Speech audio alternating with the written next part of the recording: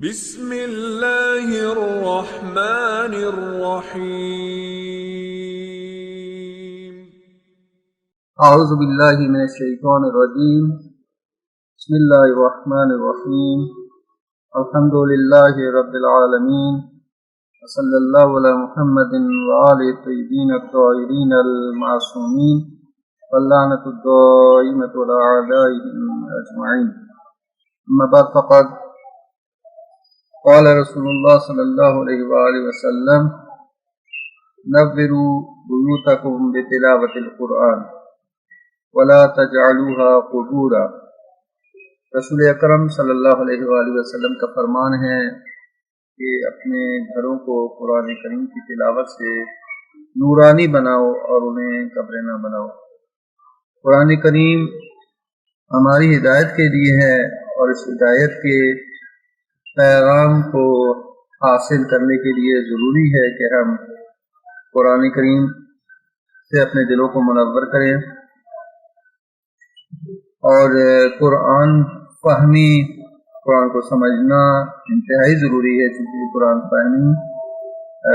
مقدمہ ہے قرآن کریم سے ہدایت حاصل کرنے کے لیے، نصیحت حاصل کرنے کے لیے، اور پھر ہم اس پہ عمل پیرا ہو سکتے ہیں۔ کیونکہ اگر ہم بظاہر جیسے کہ بہت سارے لوگ مسلمان سب قرآن پاک کی تلاوت کرتے ہیں ثواب حاصل کرنے کے لیے، لیکن قرآن کریم جو ہے وہ اس کے باوجود فرمایا گیا کہ مہجور ہے۔ کیوں مہجور ہے؟ اس لیے کہ چونکہ قرآن کریم سے کما حقہ استفادہ نہیں کیا جاتا۔ قرآن کریم اس لیے مہجور ہے کہ قرآن کریم جو ہے وہ کو سمجھا نہیں جاتا، قرآن کریم سے درس نہیں لیا جاتا، قرآن کریم سے عمل پیرا نہیں ہوتے، ہم قرآن کریم کی روح کو نہیں سمجھتے، اس لیے قرآن کریم مہجور ہے۔ تو ہم جو وہ اپنی روزمرہ زندگی کو، اپنے معمولات کو قرآن کریم کی طرف کے مطابق بنائیں گے، اسی صورت میں قرآن کریم پہ ہم کہہ سکتے ہیں کہ ہم عمل پیرا ہو رہے ہیں، وگرنہ جو ہے وہ قرآن کریم پہ ہم نے عمل پیرا نہیں ہوا، قرآن پر عمل نہیں کیا۔ اگر ہم فقط تلاوت قرآن کرتے رہیں ثواب کی نیت سے، سب وہ کرتے رہیں، لیکن اس کے باوجود ہم نے اس وقت تک قرآن پہ جو ہے وہ جب تک کہ ہم قرآن نہ سمجھے، قرآن کریم کے مطابق اپنی زندگیوں کو نہ ڈھالے، اس وقت تک ہم نے قرآن کی روح کو نہیں لیا، اور ہم واقعی معنوں میں بھی کہہ سکتے ہیں حق قرآن کو ادا کیا ہے۔ تو لہٰذا رسول خدا کے اس فرمان میں فرمایا کہ اپنے گھروں کو تلاوت قرآن سے نورانی کروں۔ واقعاً اگر قرآن کریم کو پڑھا جائے، تلاوت کی جائے اور سمجھ کے پڑھا جائے، تو قرآن کریم کی نور سے، اس کی برکت سے گھر نورانی ہو جاتے ہیں۔ وَلَا تَجْعَلُوهَا قُبُورًا، اور انہیں قبریں نہ بناؤ، یعنی اگر گھروں پہ قرآن کریم کی تلاوت نہ ہو اور قرآن کریم کے لیے جو ہے وہ سمجھنے کا اور قرآن پہ عمل پیرا ہونے کے لیے کوئی اہتمام نہ کیا جائے، تو ایسے گھر جو ہے وہ فرمایا کہ قبر کی مانند ہیں، کہ جہاں پہ بظاہر جو ہے وہ افراد رہتے ہیں، لیکن وہ افراد جو ہے وہ ان کے دل مردہ ہو چکے ہیں۔ قبریں اس لیے فرمایا کہ قبریں نہ بناؤ، یعنی کہ یہ گھر جو ہے وہ قرآن کی وجہ سے، قرآن کی تلاوت کی وجہ سے اور قرآن کریم پہ عمل پیرا ہونے کی وجہ سے منور ہو سکتے ہیں، اور دوسری صورت میں قرآن کریم کو ترک کرنے کی صورت میں یہ گھر جو ہے وہ قبر کی مانند ہے، یعنی وہاں پہ مردہ ضمیر، مردہ دل، مردہ روح والے افراد رہ رہے ہیں۔ لہذا ہم جو ہے وہ اگر چاہتے ہیں اپنے آپ کو، اپنے دلوں کو، اپنے گھروں کو قرآن کی تلاوت سے نورانی کرنا چاہتے ہیں، تو ہم قرآن کے ترجمے کی طرف، قرآن کے مفاہیم کی طرف اور قرآن کی تفسیر کی طرف ہمیں آنا پڑے گا۔ سورہ یونس کی آیت نمبر 4 تک ہم جو ہے وہ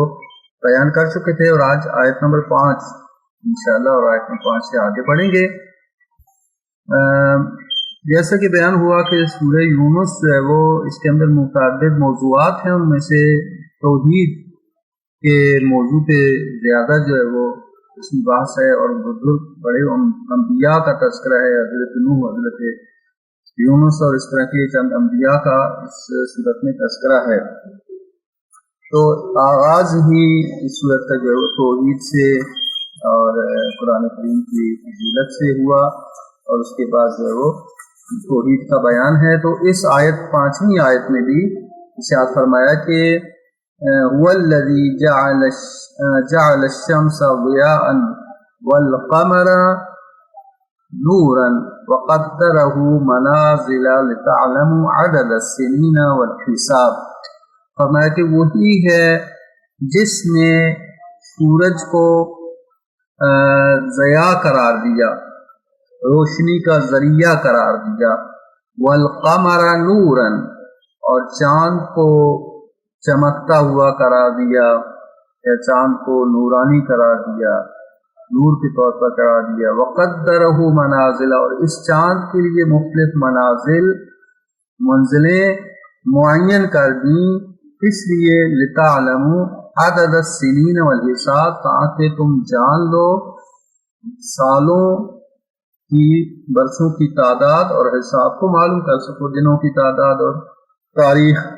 کا اندازہ جو ہے وہ لگا سکو۔ ما خلق اللہ ذلک الا بالحق،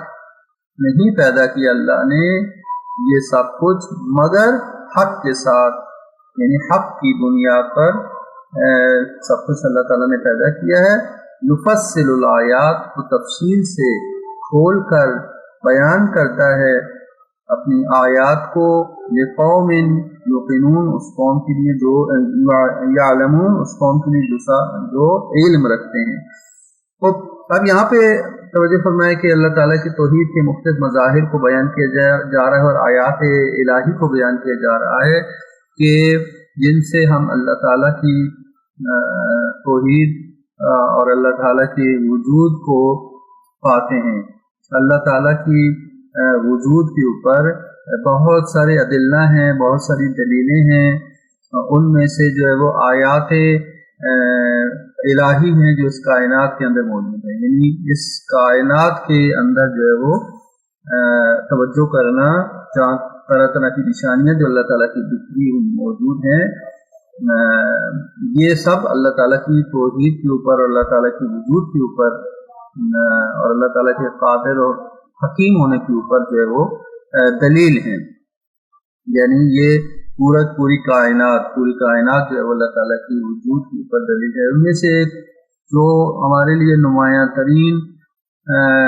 دلیل اور نمایاں ترین جو ہے وہ نشانی ہے، سورج اور چاند کی صورت میں ہے، جو کہ ہر وقت ہمارے سامنے ہے، ہمارے آنکھوں کے سامنے ہے، اور ہم اس کو مشاہدہ کر سکتے ہیں۔ اس لیے سورج اور چاند کی مثال دی ہے کہ سورج کو ضیاء قرار دیا، قمر کو نور۔ ضیاء اور قمر نور کے درمیان بھی یہ فرق جو ہے وہ بیان کیا گیا ہے، مفسرین نے بیان کیا کہ ضیاء سے مراد یہ ہے کہ جو کہ مستقل ایک نور کا منبع ہو، یعنی خود سے نور وہاں سے پھوٹتا ہو، جیسے کہ سورج کے بارے میں یہ ہے کہ سورج جو ہے وہ منبع نور ہے، سورس آف جو نور ہے، اس کی نور لائٹ کا جو ہے وہ سورس ہے اصل۔ یہ نہیں کہ سورج کسی چیز سے اور چیز سے چمکتا ہو اور چیز سے روشنی لیتا ہو، جبکہ چاند جو ہے وہ سورج کی روشنی کی وجہ سے منور ہے، خود ذاتی طور پر چاند کے اندر روشنی موجود نہیں ہے۔ اور نور و ضیاء یعنی کہ جو خود سورس ہے، خود جو ہے وہ منبع نور ہے، اور نور اس کو کہا جاتا ہے، نور کے لیے دونوں آپشن ہیں، یعنی نور ممکن ہے کہ سورس ہو، ممکن ہے کہ وہ جو ہے وہ کسی سے اس نے روشنی دی ہو، جیسے کہ چاند جو ہے وہ سورج سے روشنی دیتا ہے۔ اور چاند کے حوالے سے یہ بیان فرما دیا کہ یہ چاند باعث بنتا ہے کہ ہم تاریخوں کا حساب کر سکیں، دنوں کا حساب کر سکیں، سالوں کا حساب کر سکیں، اور چاند ایک بہترین جو ہے وہ ذریعہ ہے ہمارے لیے جو تاریخوں کو معین کرنے کے لیے۔ اور اللہ تعالیٰ نے اس کو مقرر کر دیا ہے، ایک خاص وقت میں چاند نمودار ہوتا ہے، پھر آہستہ آہستہ جو ہے وہ بڑھتا جاتا ہے، اور پورا جو راؤنڈ شکل میں آ جاتا ہے، اور اس کے بعد پھر گھٹنا شروع ہو جاتا ہے یہاں تک کہ مہینے کے آخری دنوں میں چاند نظر نہیں آتا، پھر دوبارہ نمودار ہوتا ہے۔ یہ ایک خاص اللہ تعالیٰ نے اس کو اس انداز سے قرار دیا کہ تاکہ زمین کے گرد جو ہے وہ چاند سرکل میں چکر لگاتا رہے، اور اس طرح سے جو ہے وہ مختلف اوقات میں جو ہے وہ چاند اس طرح سے نمودار ہو۔ ما خلق اللہ ذالک، یہ سب اللہ تعالیٰ نے، سورج ہو، چاند ہو، اور جتنی بھی اللہ تعالیٰ کی آیات ہیں، اور اس زمین کے اندر، اس کائنات کے اندر جو کچھ اللہ تعالیٰ نے خلق کیا ہے وہ سب حق کی بنیاد پر ہے، اور اللہ تعالیٰ خود حق ہے، اور جو کچھ اس نے قرار دیا ہے وہ بھی صدق اور حق کی بنیاد پر ہے، یعنی اس کے اندر کوئی ریب نہیں ہے، اس کے اندر کوئی شک نہیں ہے، اس کے اندر کوئی دوسری رائے نہیں ہے کہ اللہ تعالیٰ ہی خالق ہے، اور وہی مدبر کائنات بھی ہے، اس کائنات کو چلانے والا بھی وہی ہے۔ اور وہ تفصیل سے ان آیات کو اس لیے بیان کرتا ہے کہ وہ لوگ جو کہ علم رکھتے ہیں، شعور رکھتے ہیں، آگاہی رکھتے ہیں، ان چیزوں سے کو ادراک کر سکتے ہیں، وہ ان آیات کے اندر غور کریں گے۔ یہ قومی یعلمون، ان صاحبان علم جو لوگ جس فیلڈ میں بھی ماہر ہوں، اگر فرض کے سائنس کے اندر ماہر ہے، اگر وہ سائنسدان ان چیزوں کے اوپر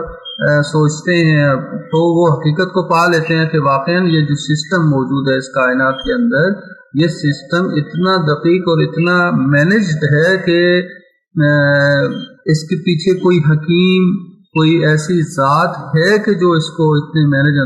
اتنا منظم انداز سے چلا رہی ہے۔ وگرنہ اگر ایک ذرا سا زاویہ بھی ادھر سے ادھر ہو جائے وہ اس سسٹم کے اندر، یہ سیاروں کی حرکت کے اندر، یا سورج کی حرکت کے اندر، یا زمین کی حرکت کے اندر ایک زاویہ ادھر سے ادھر ہو جائے تو پورا نظام درم برم ہو جائے، اور ممکن ہے کہ کئی سیارے آپس میں ٹکرا جائیں۔ یہ اتنا دقیق سسٹم موجود ہے اس کائنات کے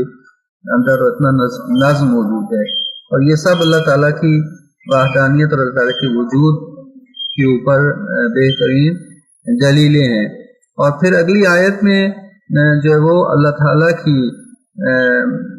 وجود کے اوپر ایک اور دلیل کو بیان کیا، وہ فرمایا کہ ان فی اختلاف اللیل والنہار وما خلق اللہ فی السماوات والارض لآیات لقوم یتقون، فرمایا بے شک رات اور دن کے اختلاف میں، رات اور دن کے آنے جانے میں، اور جو کچھ بھی اللہ نے خلق کیا آسمانوں اور زمین میں، یہ سب کیا ہے؟ لآیات، حتماً یہ سب نشانیاں ہیں اس قوم کے لیے جو تقوی اختیار کرتے ہیں۔ یہاں یہ بیان فرمایا کہ اللہ تعالیٰ نے یہ جو رات اور دن کو خلق کیا ہے، گزشتہ آیت میں سورج اور چاند کو بیان کیا، اب یہی سورج اور چاند اور زمین کی اور جو مسلسل حرکت ہے اور گردش ہے، اسی سے جو وہ رات اور دن جو وجود میں آتے ہیں، تو رات اور دن کا آنا جانا، اور رات اور دن کی جو آمد و رفت ہے یہ، اور اسی طرح سے اللہ تعالیٰ نے بہت ساری دیگر مخلوقات کو آسمانوں اور زمین کے اندر جو کچھ خلق کیا ہے، بہت ساری جو ہے وہ کہکشائیں ہیں، بہت سارے سیارے ہیں، بہت سارے ستارے ہیں، اور یہ سارا سسٹم جو اللہ تعالیٰ نے خلق کیا، سب کچھ یہ سب اللہ تعالیٰ کی وجود کے اوپر نشانیاں ہیں ان کو، اس کے لیے جو کہ تقوی اختیار کرتے ہیں۔ یعنی کیا مراد تقوی اختیار کرتے ہیں؟ یعنی وہ اللہ تعالی کے بارے میں جاننا چاہتے ہیں، غلط بینی یا جو ہے وہ کا شکار نہیں ہے، یعنی وہ وسوسوں کا شکار نہیں ہے، وہ نہیں اپنے آپ کو خدا سے دور رکھنے کے لیے خود بخود جو ہے وہ اپنے لیے انہوں نے شبہات کریٹ نہیں کیے، یعنی اگر صدق دل کے ساتھ اور بغیر جو ہے وہ انسان جو ہے وہ تعصب کی اینک اتار کر اور کاملاً شفاف انداز سے اگر ان کائنات کی ان نشانیوں کے اندر غور کرے تو یقیناً خدا تعالیٰ کو پا لیتا ہے، اور خدا تعالیٰ جو ہے وہ اتنا ظاہر ہے، جیسے کہ مولا فرماتے کہ تو غائب ہی کب ہے، تو مخفی ہی کب ہے کہ تو جو ہے وہ کوئی نہ دیکھ سکے، یا تجھے کوئی نہ پا سکے، یا تیرے وجود کے اوپر کسی دلیل کی ضرورت ہو۔ یعنی اتنا تو آشکار ہے، اتنا روشن ہے، اتنا تو واضح ہے کہ تیرے وجود کے لیے کسی دلیل کی ضرورت نہیں ہے. ٹھیک ہے، اگر انسان اس کائنات میں چلتے پھرتے، کیونکہ یہ چیزیں بہت ساری چیزیں دیکھیں کہ ہمارے لیے عادی ہو گئی ہیں، اس لیے ہمارے لیے کوئی ان میں نشانی نظر نہیں آتی. رات دن تو آتے جاتے ہیں، صبح شام جب سے ہم نے آنکھیں کھولی ہم دیکھ رہے ہیں، رات دن کو سورج کو دیکھ رہے ہیں، چاند کو دیکھ رہے ہیں، چونکہ ہوا کو جو ہے وہ آسانی سے ہمیں میسر ہے. ساری یہ چیزیں چونکہ اتنی نارمل ہیں، ہمارے لیے عادی ہو چکی ہیں کہ یہ ہمارے لیے کوئی سمجھتے ہیں کہ ہمارے لیے کوئی عجیب چیز نہیں ہے. لیکن اگر ہم کبھی غور کریں، کبھی سوچیں، کبھی فکر کریں تو یقیناً اس کے اندر بڑی نشانیاں چھپی ہوئی ہیں. یہ بہت ساری چیزیں عادی ہونے کی وجہ سے ہم ان کو اس کی اہمیت کو نہیں جان سکتے. جیسے کہ بہت ساری نعمتیں ہمارے ارد گرد موجود ہوتی ہیں اور ان نعمتوں کو ہم قدر نہیں کرتے، اس کے باوجود ہمیں تھوڑی سی تکلیف آ جاتی ہے، مشکل آ جاتی ہے تو ہم جو ہے وہ بکا کرنا شروع ہو جاتے ہیں، چلانا شروع ہو جاتے ہیں. وہ ہم جو مشکلات میں گر گئے، ہمیں ہمارے لیے مشکلات موجود ہے. باوجود اس کے کہ ہمیں اسی وقت جب ہم مشکل میں دو چار ہوتے ہیں، اسی وقت ہمیں بہت ساری نعمتوں نے گھیرا ہوتا ہے، لیکن ہم ان سینکڑوں نعمتوں کی طرف توجہ نہیں کر رہے ہوتے، لیکن اسے ایک مشکل کی طرف ساری توجہ ہماری اسی کی طرف ہوتی ہے. اسی طرح سے اللہ تعالیٰ کے وجود کے اوپر سینکڑوں دلیلیں موجود ہیں، لیکن اس کے باوجود بھی ہم جو ہے وہ اللہ تعالیٰ کو نہیں پا سکتے. جیسے کہ ایک مچھلی جب تک پانی میں ہوتی ہے تو پانی میں ہو کر اس کو احساس نہیں ہوتا کہ پانی کی کیا نعمت ہے، کیا قدر ہے، کیا قیمت ہے اس کی. تو لیکن وہ مچھلی جو پانی سے باہر نکال دیا جاتا ہے، اس کو پتہ چلتا ہے کہ ہاں پانی کی کیا قدر ہے، کیا قیمت ہے پانی کی، کہ اگر پانی نہ ہو تو میری زندگی ختم ہو جائے. تو بہت ساری ایسی نعمتیں ہیں چونکہ صبح شام ہمیں روز ہر وقت مل رہی ہیں، میسر ہیں، لیکن ان نعمتوں کی ہمیں قدر نہیں ہے. اسی طرح اللہ تعالیٰ کی وجود کے اوپر بہت سارے ایسے دلیلیں ہیں کہ چونکہ ہمارے لیے وہ عام ہو چکی ہیں، روٹین کے مطابق ہیں، اس لیے وہ ہمیں اس کی وجود کی نشانیوں کے طور پر ہم ان کو نہیں سمجھتے. لیکن اللہ تعالیٰ انہی چیزوں کی مثالیں اس لیے دے رہا ہے کہ غور کرو. بعض جگہ فرماتے لقوم یتفکرون، لقوم یعقلون، یہ نشانیاں ان کے لیے جو فکر کرتے ہیں، یہ نشانیاں ان کے لیے جو عقل سے کام لیتی ہیں، یہ نشانیاں ان کے لیے جو علم اور بصیرت کی بنیاد پر سوچتے ہیں. تو یہی اللہ تعالیٰ کے وجود کے اوپر بہترین دلیلیں ہوتی ہیں. یعنی انسان اگر عقل سے، فکر سے، سوچ سے، جیسے آپ دیکھیں حضرت موسیٰ علیہ السلام نے معجزہ جب دکھایا اور ان کا عصا جو اژدہا میں بدل جاتا ہے، تو وہاں وہی جادوگر جو کہ ان کے مقابلے میں آئے تھے، حضرت موسیٰ کے مقابلے میں آئے تھے، وہی جادوگر جو ہے وہ ان کے اوپر ایمان لے آتے ہیں. اتنا پختہ ایمان لے آتے ہیں کہ اب فرعون کہتا ہے کہ میں تم میری اجازت کے بغیر ایمان لے ہو، میں تمہارے ہاتھ کاٹ دوں گا، تمہارے پاؤں کاٹ دوں گا، میں تمہیں یہ کر دوں گا. ان کا جو کر سکتے، تمہارا اختیار ہماری جان کے اوپر ہی ہے نا، اس سے بڑھ کر تو نہیں ہے. لیکن اگر تو ہماری جان لے گا تو ہم اس عظیم پروردگار کی طرف لوٹ جائیں گے. یہ اتنا پختہ ایمان چند لحظوں میں حضرت موسیٰ کے معجزے کو دیکھنے کے بعد اتنا پختہ ایمان کیسے ان کو حاصل ہو گیا؟ اس علم کی بنیاد پر کہ جو ان کے پاس علم موجود تھا، اور اس علم کی بنیاد پر انہوں نے باور کر لیا، یقین کر لیا، اور عین الیقین کی منزل پہ پہنچ گیا کہ جو ہم جو کر رہے تھے وہ جادو تھا، دھوکہ تھا، آنکھوں کا فریب تھا، لیکن جو حضرت موسیٰ نے کیا یہ حقیقت پر مبنی ہے، اور یہ کسی انسان کی بس کی بات نہیں، یہ خدا تعالیٰ کی طرف سے ہی ہو سکتا ہے جس کائنات کا مالک ہے. یعنی جب انسان اپنے علم اور بصیرت کی بنیاد پر خدا تعالیٰ کے وجود کو درک کر لیتا ہے تو پھر اس کا ایمان قوی ہو جاتا ہے. قرآن ہمیں اس چیز کی طرف دعوت دے رہا ہے. ہمارا ایمان باوجود اس کے کہ ہم مسلمانوں کے گھر پیدا ہو گئے، مومنین کے گھر پیدا ہو گئے، لیکن آیا خدا تعالیٰ کے وجود کے اوپر، خدا کی ذات کے اوپر، خدا کے حکیم ہونے کے اوپر، خدا کے مدبر ہونے کے اوپر ہمارا ایمان اور یقین قوی ہے؟ ہم خدا پر کس حد تک توکل کرتے ہیں؟ ہماری روزمرہ کے معاملات، ہماری روزمرہ کی روٹین، ہماری روزمرہ کی زندگی جو مادی وسائل ہیں انہی کے اوپر ڈیپینڈ کرتی ہے. یعنی ہم ہمیشہ مادی وسائل کے اوپر زیادہ اعتماد کرتے ہیں، اور جہاں پہ تھوڑا سا ہمیں مشکل پیش آتی ہے تو فوراً ہم رضا فضا شروع کر دیتے ہیں. اس کی وجہ کیا ہے؟ کیونکہ خدا کے اوپر ایمان کمزور ہے، توکل نہیں ہے،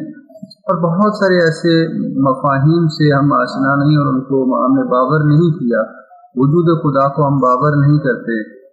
جس کی وجہ سے جو ہمارا ایمان کمزور ہے۔ قرآن اس چیز کی طرف ہمیں دعوت دیتا ہے کہ ان معمولی نشانیوں کو دیکھ کر تم خدا تعالیٰ کے وجود کو باور کرو اور دل و جان سے جو ہے وہ اس کو قبول کرو۔ تو آگے ارشاد فرمایا کہ ان الذین لا یرجون لقاءنا ورضوا بالحیات الدنیا واطمأنوا بها والذین هم عن آیاتنا غافلون۔ یہ فرمایا کہ کون لوگ ہیں جو کہ اللہ تعالیٰ پر ایمان نہیں رکھتے؟ وہ لوگ ان الذین لا یرجون لقاءنا، بے شک وہ لوگ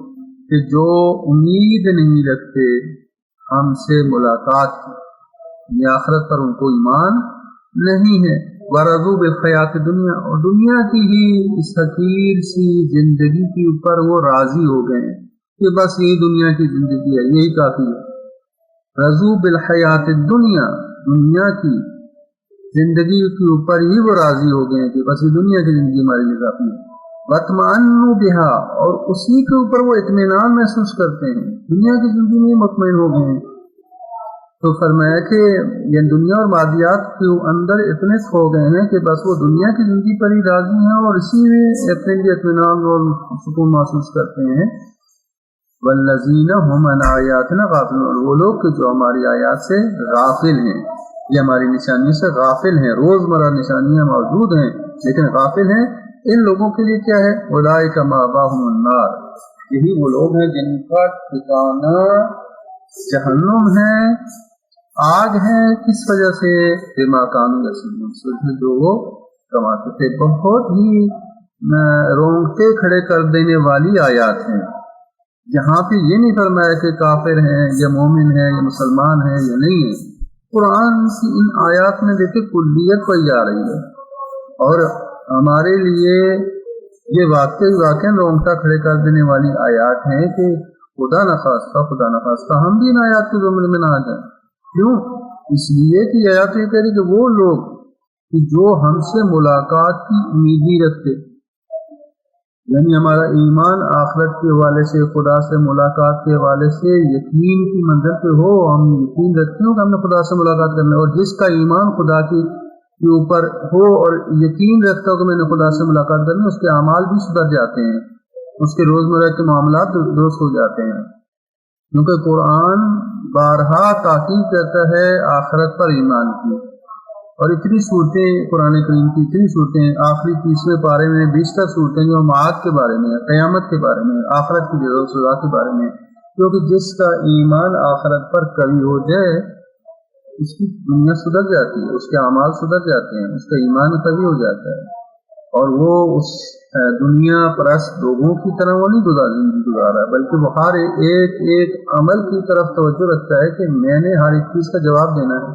ہر ایک چیز کی، ہر ایک چھوٹے سے چھوٹے کام کے لیے ہم نے میں جواب دینا ہے، جزا و سزا کے اوپر اس کا ایمان ہے۔ وَمَن يَعْمَلْ مِثْقَالَ ذَرَّةٍ خَيْرًا يَرَهُ، جو ایک ذرہ بھی عمل خیر انجام دے تو اسے دیکھے گا۔ وَمَن يَعْمَلْ مِثْقَالَ ذَرَّةٍ شَرًّا يَرَهُ، ذرہ برابر عمل بد دیکھے کا انجام دے تو تب بھی اس کو دیکھے گا۔ یعنی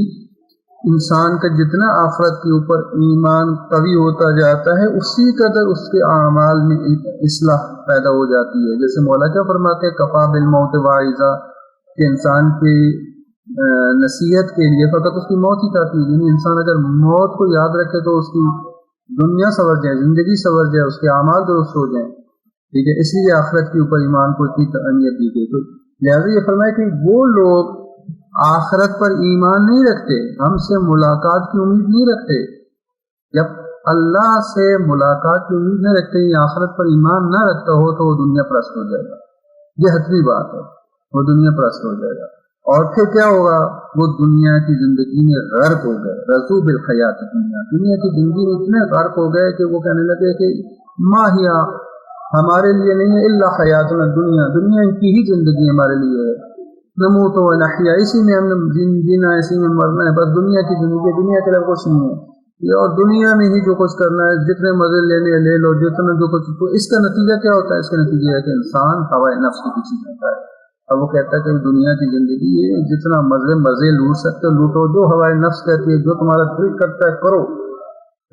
تو کیا ہوگا؟ رضوا بالحیات دنیا، دنیا کی زندگی میں کے پر راضی ہو گئے اور اسی لیے مطمئن ہونے کی کوشش کرتے ہیں. حالانکہ اطمینان نفس حاصل نہیں ہوتا انسان کو کبھی بھی. کیوں؟ انسان پیدا ہی نہیں ہوا اس دنیا کے لیے.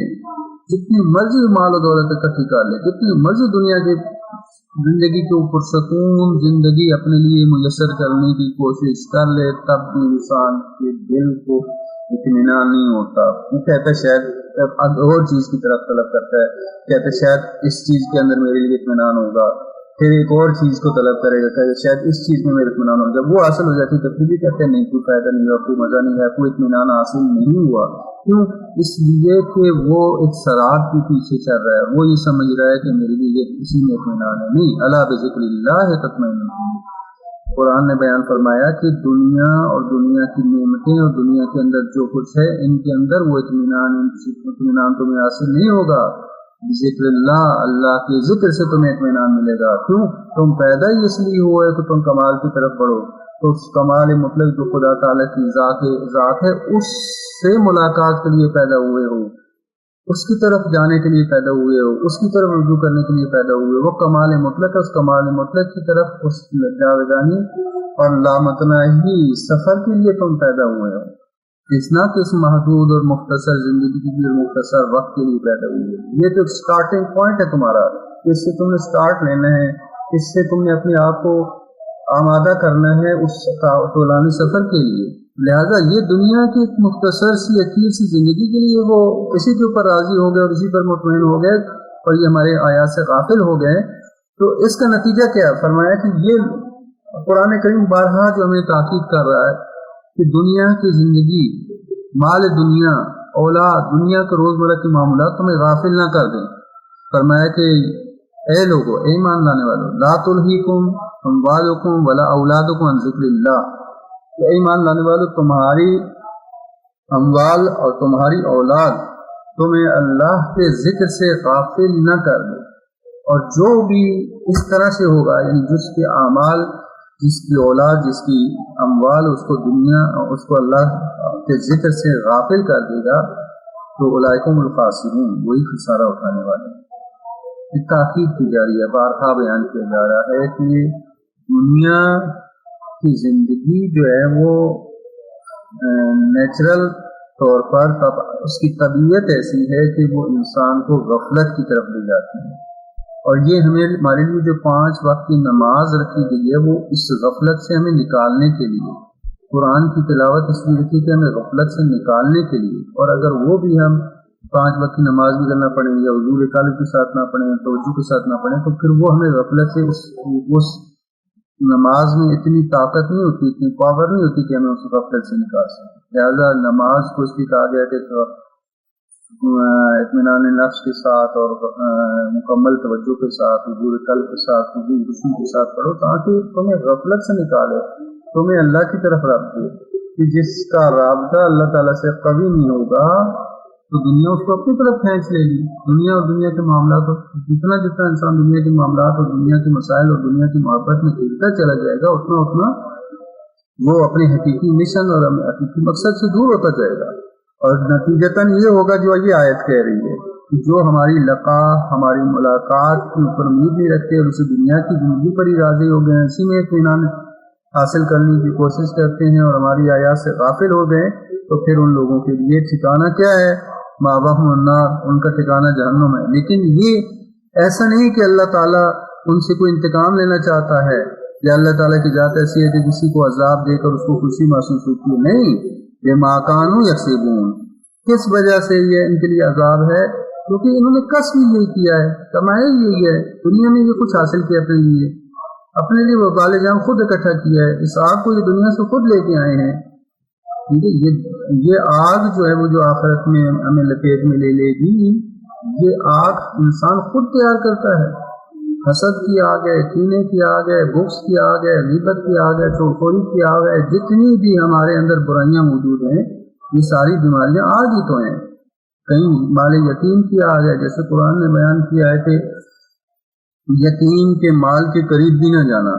کیوں؟ فرمایا کہ جو لوگ بھی یتیم کا مال کھاتے ہیں وہ اپنے پیٹوں کو، اپنے شکموں کو آگ سے بھر رہے ہیں. قرآن نے بیان کیا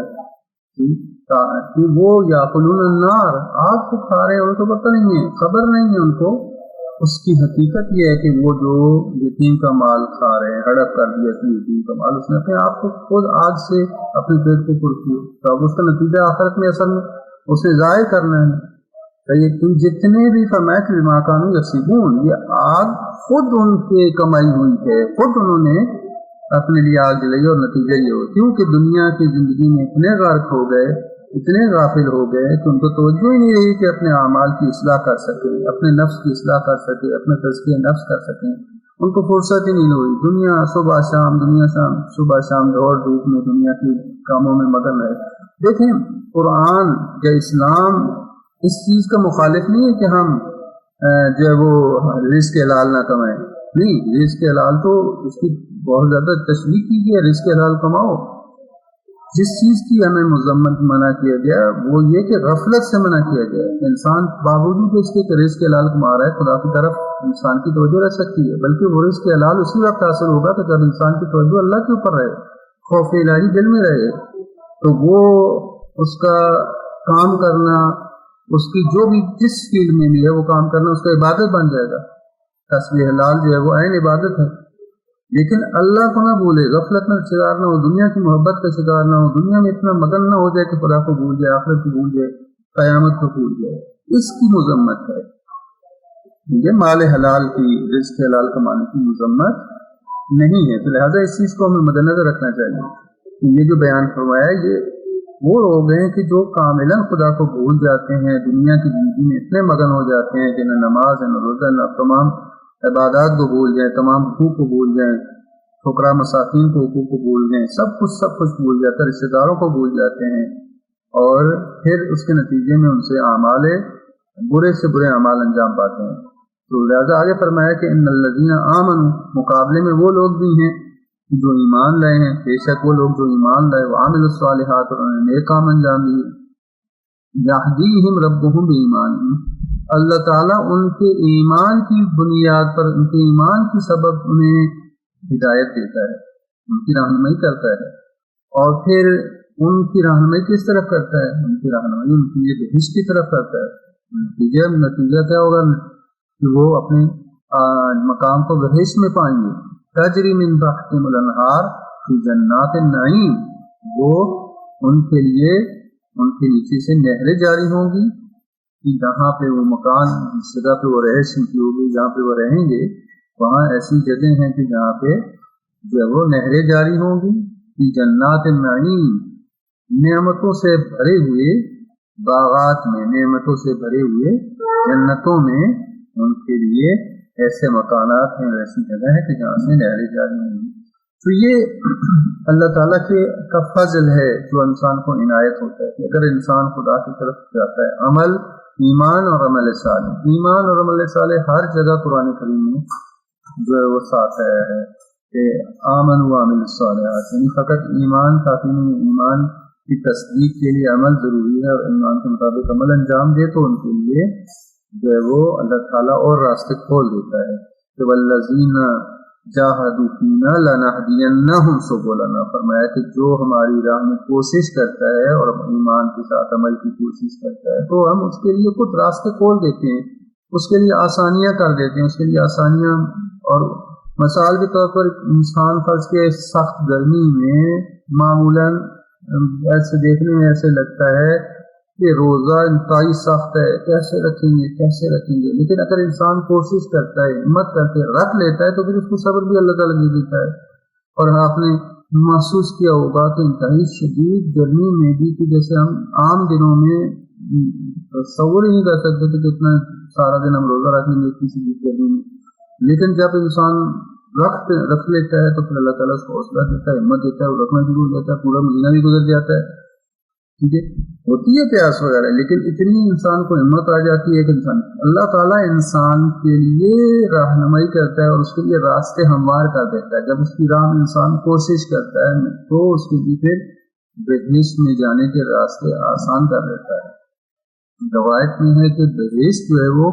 سختیوں میں، ناگواریوں میں گھری ہوئی ہے، اور یعنی بہشت تک پہنچنے کا راستہ سخت ہے، جبکہ جہنم جو ہے وہ آسانیوں میں، آسائشوں میں اور خواہشات نفس میں گری ہوئی ہے۔ جتنا جتنا جو خواہشات نفس کے پیچھے بھاگتا ہے اور آسائشوں کے پیچھے رہتا ہے، وہ اس میں اپنا راستہ آہستہ آہستہ جہنم کی طرف جا رہا ہے۔ یعنی خواہشات جو کچھ اس کا دل چاہے میں کروں گا، یعنی چاہے خدا کی مخالفت میں ہو رہی ہے تو کیا ہوگا، آہستہ آہستہ اپنا راستہ جہنم کی طرف۔ لیکن جو اللہ تعالیٰ کے احکام پہ عمل پیرا ہوتا ہے تو بظاہر ممکن ہے بعض اعمال سخت و مشکلات ہیں، سختی ہیں، صبح نماز کے لیے اٹھنا پڑتا ہے، 5 نمازوں کے لیے وضو کرنا ہے اور نماز پڑھنی پڑتی ہے، روزہ رکھنا پڑتا ہے، یہ اعمال خود ہماری ہی بہتری کے لیے جو اللہ تعالیٰ نے قرار دی ہے۔ لیکن یہ اعمال ان کا نتیجہ کیا ہے، وہ اللہ تعالیٰ سے آپ کو جوڑے رکھے ہیں، اور جوڑے رکھنے کا نتیجہ یہ ہے کہ آپ جو ہے وہ اللہ کی حضور میں سرخرو ہوں گے اور اس سمت میں راستہ اختیار کر رہے ہیں کہ جو ہمارے لیے ہمارا ہدف ہی زندگی ہے، یعنی ہمیں کمال کی طرف اللہ تعالیٰ لے کے جانا چاہتا ہے، کیونکہ اللہ تعالیٰ کمال مطلق ہے، علامت الہی ذات ہے جس کے اندر کمال ہی کمال ہے، تمام صفات کمالی اس کے اندر موجود ہے۔ وہ چاہتا ہے کہ میں اس انسان جس کو میں نے خلق کیا یہ بھی اس کمال کی طرف سفر کرے، اس کمال کی طرف سفر کرے جس کی طرف اللہ تعالیٰ انسان کو لے کے جانا چاہتا ہے اور انسانیت کے اعلیٰ ترین معراج تک پہنچانا چاہتا ہے انسان کو۔ تو لہٰذا ان لوگوں کی جو ایمان لے اللہ تعالیٰ ان کے لیے راستے ہموار کر دیتا ہے، یہدیہم ربہم، ان کا پروردگار انہیں ہدایت دیتا ہے ان کے ایمان کی وجہ سے، ایمان لائے ہیں تو اللہ راستے بھی ہموار کر دیتا ہے، اور پھر ان کے لیے ایسے باغات ہیں نعمتوں سے بھرے ہوئے کہ جن میں جب وہ نہریں جاری ہوں گی۔ فرمایا کہ اس نعمتوں بھرے باغات میں، ان جنتوں میں یہ کیا کہیں گے، فرمایا دعواہم فیہا سبحانک اللہم، ان کی دعا جو ہوگی یہ ان نعمتوں بھرے باغات میں دعا کر رہے ہوں گے۔ کیا دعا کر رہے ہوں گے، کیا وہاں پہ فرمایا دعواہم فیہا، ان نعمتوں بھرے باغات میں اور جنتوں میں ان کا دعویٰ ہوگا سبحانک اللہم، پاک ہے تیری ذات، اے اللہ تیری ذات پاک ہے، ہر عیب اور ہر نقص سے پاک ہے تیری ذات، کہ تو کمال ہی کمال ہے، تیرے اندر کمال مطلق ہے، تیرے اندر کوئی نقص نہیں، کوئی عیب نہیں، تیری ذات بڑی پاک ہے۔ وَتَحِيَّتُهُمْ فِيهَا سَلَامٌ، اور صبح شام جو ہے وہ ان کے بات جو ہوگی، گفتگو جو ہوگی، جو وہ ایک دوسرے کو آداب کریں گے، تحیت کا مطلب ہے ایک دوسرے کے ساتھ پیش آنا، ایک دوسرے سے بات کرنا، ایک دوسرے سے گفتگو کرنا، ایک دوسرے کے ساتھ ادب کرنا، اس میں سلام ہی سلام ہوگا، یعنی سلامتی کی بنیاد پر ہوگا۔ ہر ایک جو بھی وہاں پہ ہوگا ایک دوسرے کے سلام، یعنی دنیا کی طرح نہیں ہے کہ دنیا میں مشکلات ہیں، سختیاں ہیں، پریشانیاں ہیں، ایک دوسرے کے ساتھ کبھی کسی کا کیسا موڈ ہے، کسی کا کیسا موڈ ہے کوئی، لیکن وہاں پہ کیا ہے، سب ہنسی خوشی اور ایک دوسرے کو سلام کر رہے ہوں گے۔ وآخر دعواہم ان الحمد للہ رب العالمین، اور ان کی دعا کا خاتمہ یہ ہوگا الحمد للہ رب العالمین، کی خدا تعالیٰ کی حمد ہے اور تعریف ہے کہ جو تمام جہانوں کا پروردگار ہے۔ یہ فرمایا کہ یہ جنت تقرب، یہ جنت کا والا مرتبہ ہے جس میں انسان کو اللہ تعالیٰ پہنچانا چاہتا ہے کہ یہ جنت جو تقرب الہی کے نتیجے میں حاصل ہوگی، قرب الہی جو حاصل کرنے کی کوشش کرتا ہے اس کو حاصل ہوگی، اس مومن کو حاصل ہوگی جو اس قرب الہی کی فضا میں اہل جنت کے لیے سب سے محبوب مشغلہ وہی ہوگا، تسبیح الہی، تسبیح یعنی تقدیس الہی، خدا تعالیٰ کی ذات ہر طرح کی عیب، ہر طرح کی نقص سے پاک ہے، وہ عیب ذات ہے، وہ کمال مطلق ہے، اور جنت میں وہ تسبیح کرتے ہیں۔ کہ دنیا میں بھی اللہ تعالیٰ کی تسبیح تقدیس کرتے رہے تو وہ لہٰذا اس سے مانوس ہوں گے، دنیا میں آخرت میں بھی اللہ تعالیٰ کی تسبیح تقدیس میں ان کو کیف محسوس ہوگا، ان کو سرور اسی میں آئے گا، اور وہ کیف اور سرور کی اور وجدان میں اپنے سرور محسوس کریں گے۔ اور چونکہ عالم غیب میں، اس عالم غیب میں ہم ہیں کہ بغیر دیکھے، بغیر جو وہ نہ آپ نے پیغمبر دیکھا، نہ فرشتے دیکھے، نہ کچھ، اس کے باوجود اگر ہم غیب پر ایمان رکھتے ہیں تو غیب پر ایمان جو ہے وہ پھر ہم جب عالم جو یہ مومن جو کہ غیب پر ایمان رکھتے ہیں وہ عالم شہود میں جائیں گے، عالم شہود کی جہاں پہ پردے اٹھ گئے ہیں اور تمام چیزیں ان کو نظر آ رہی ہیں، تو عالم شہود میں وہ اور زیادہ اس چیز کی کیف محسوس کریں گے کہ خدا کا شکر ہے کہ ہم غیب پر ایمان لے کے آئے اور اللہ تعالیٰ کی تعریف کریں گے، خدا تیرا شکر ہے جو کہ تو جہانوں کا پروردگار ہے، اور سلام جو ہے وہ ہر طرف سلامتی ہی سلامتی ہے اس کی طرف۔ تو ایک اور آیت پڑھ لیتے ہیں، فرمایا کہ وَلَوْ يُعَجِّلُ اللَّهُ لِلنَّاسِ الشَّرَّ اسْتِعْجَالَهُم بِالْخَيْرِ لَقُضِيَ إِلَيْهِمْ أَجَلُهُمْ فَنَظَرُ الَّذِينَ لَا يَرْجُونَ لِقَاءَنَا فِي طُغْيَانِهِمْ يَعْمَهُونَ۔ فرمایا کہ اگر اللہ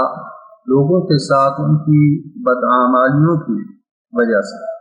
جلدی کرتا، لو يعجل اللہ، اگر اللہ تعالیٰ جلدی کرتا، عجلت سے کام لیتا لوگوں کے لیے، کس وجہ سے؟ الشر، ان کے برے اعمال کی وجہ سے، ان کی بدعمالیوں کی وجہ سے اللہ جلدی سے ان کی پکڑ کر لیتا، استعجالہم، جلدی سے ان کے اوپر جو ہے وہ استعجالہم بالخیر، جس طرح اللہ تعالیٰ کسی نیک بھلائی کے کام میں جلدی کرتا ہے، جس طرح وہ لوگ دنیا کی بھلائی کی طلب میں جلد بازی کرتے ہیں۔ استعجالہم بالخیر یعنی دنیا طلبی میں، دنیا میں جو ان کی جس کے اندر ان کی بھلائی ہے، دنیا کے بھلائی کے کاموں میں کہ جس میں دنیا کا فائدہ ان کے لیے ہو، جس طرح وہ جلدی کرتے ہیں، اللہ تعالیٰ اگر ان کی بدعمالیوں کی وجہ سے ان کی پکڑ کرنے میں سختی کر دیتا، یعنی جلدی کر دیتا، تو کیا ہوتا؟ لقضی علیہم اجلہم، ان کی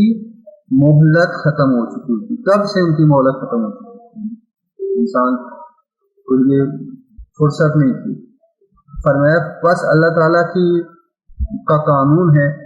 کہ اللہ تعالیٰ جو ہے وہ جلدی نہیں کرتا، پکڑ میں جلدی نہیں کرتا۔ فَنَظَرُ الَّذِينَ لَا يَرْجُونَ لِقَاءَنَا، پس مہلت دے دیں، ڈھیل دے دیں،